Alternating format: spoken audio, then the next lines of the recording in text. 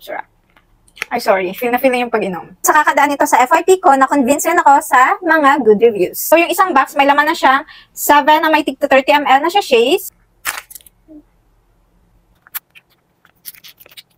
So, sinubukan ko nga rin muna siya for a week and talagang nasarapan ako and maganda rin talaga yung effects niya. And dahil naubos ko na nga siya, ayan, nag-restock na ako. This time, bumili na ako ng 3+1 pa-promo nila. So, pang 1 month consumption ko na to. Super sarap niya guys, ang lakas pa makaglow. Each shake contains 4,000 mg fish collagen peptide, 1,000 mg collagen tripeptide, 100 mg E-aminobutyric acid, 20 mg vitamin C.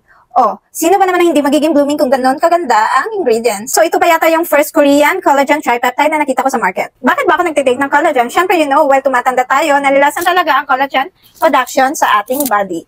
So, aside sa pagkain ng masusustansyang pagkain, syempre, kailangan din natin ng support. Kailangan din natin ng support to boost our collagen production. Try nyo na rin itong Sip2Go Tripeptide kasi mas maliliit yung mga molecules niya, so mas madali siyang ma-absorb ng katawan natin. And with that, of course, mas maganda and mas madali talaga yung effect niya. So, ayun lang muna. Get your daily dose of Sip2Go na rin. May option ka namang bumili ng 1 box lang muna to try it for 7 days. Pero kung ako sa'yo, get mo na yung pa-promo nila na buy 3, get 1 for 1 month consumption mo na yan.